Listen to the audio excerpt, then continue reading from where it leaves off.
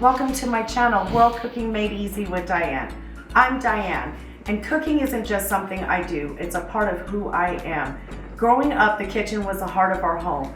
I was always right by my mother's side, watching her every move as she cooked, learning, tasting, and falling in love with the magic of it all. She didn't just cook, she taught. Every spice, every technique, every little detail and meaning. My mom is from Thailand, and as the oldest of 23 children, she learned how to cook at a very young age. That passion and resilience shaped the way she fed our family, and eventually it shaped me. I still remember standing beside her at just 3 years old, eager to help, completely captivated. That's where it all began. Cooking is my passion, and flavor is my language. I'm so excited to have you here to share this journey with you, one delicious dish at a time. Today we're making Thai seafood coconut curry, a dish I absolutely love because it's rich, comforting, and bursting with bold, vibrant flavors. This curry brings together the perfect balance of creamy coconut milk, aromatic spices, and just the right amount of heat. You've got tender seafood soaking up all that flavor with hints of garlic, ginger, and a touch of sweetness that ties everything together beautifully. It's the kind of dish that feels both cozy and exciting at the same time, like every bite tells a story. For me, it's more than just a meal. It's a connection to my roots, to my mom's cooking, and to the flavors I grew up loving. Trust me, once you try this, it's going to become one of your favorites too. So we're gonna start by cutting up our shallots. I like to use shallots better than onions because the spice, it's just a little bit more sharp than an onion. So we'll chop it up like this.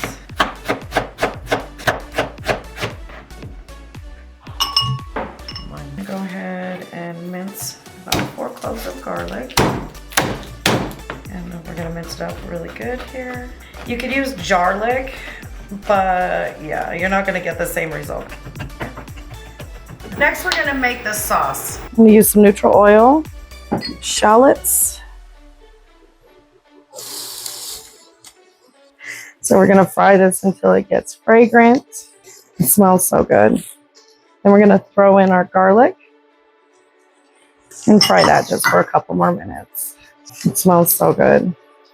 Of course, this is the classic mix, you know, some onion and garlic, always the best smell. Now I'm going to add in half of a can of coconut milk. Stir that around just a little bit. Then we're gonna add in about a good heaping tablespoon of green curry paste.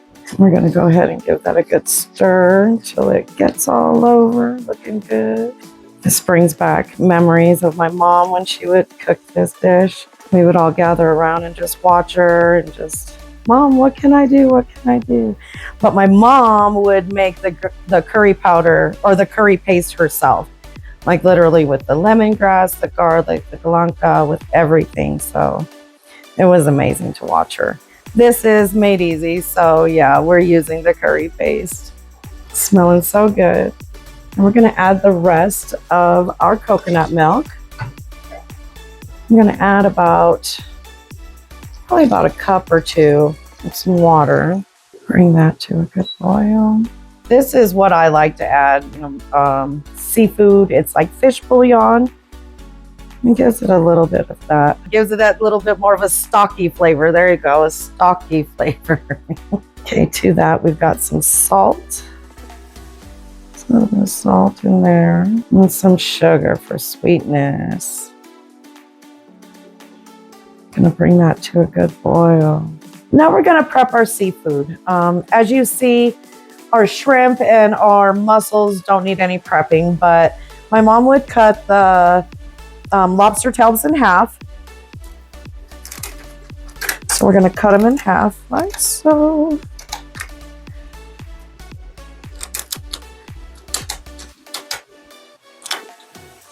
And then we'll just take it and cut it the rest of the way down like this.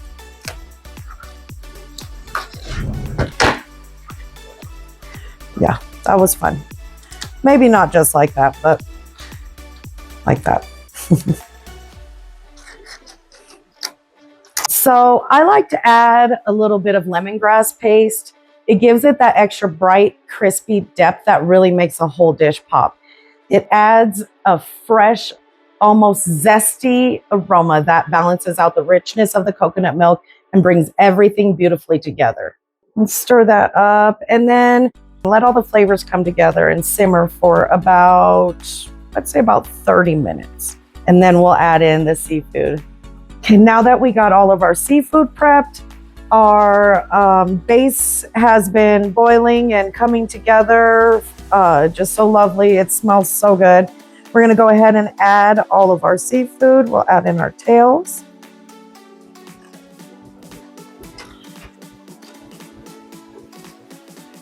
And then we'll add in our shrimp. Beautiful shrimp. Let it cook just a little bit before we put in them mussels. So I got frozen mussels because it's hard for me to kill something, I guess. So yeah, I got the frozen mussels instead of the live mussels. If you want to get live mussels, I guess you would throw it in at the same time. But since these are frozen mussels that are thawed, I thawed them actually. They're already cooked. So literally I just have to put them in here, get them warm, and that's pretty much it. So yeah, we're gonna let this cook just for a little bit and then we'll throw those mussels in so everything can come together. I wish you guys could smell. It smells like heaven. It reminds me of home.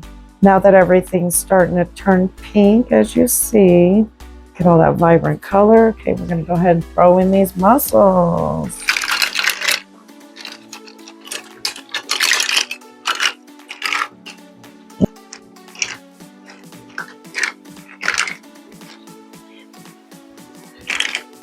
I'm gonna let that come to a boil. Let it sit for about maybe 5 to 7 minutes actually. All right. It smells so good, you guys. Oh my goodness, look at that. So to each their own, I like to throw on a little bit of cilantro on top to finish it off, you know, for that little fresh, vibrant flavor. Kind of kicks off that lemongrass flavor. We'll cover it up.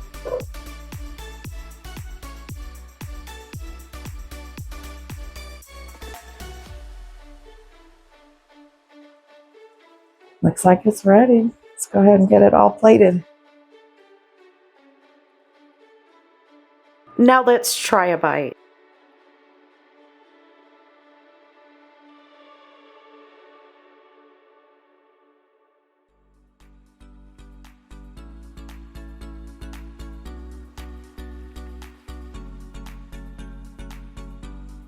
Oh my goodness, the creamy coconut, fresh seafood, and those bold Thai flavors. Ooh, woo, woo, that's delicious. Thanks for cooking with me, my friends. Don't forget to subscribe, like, and share this one. See you in the next dish.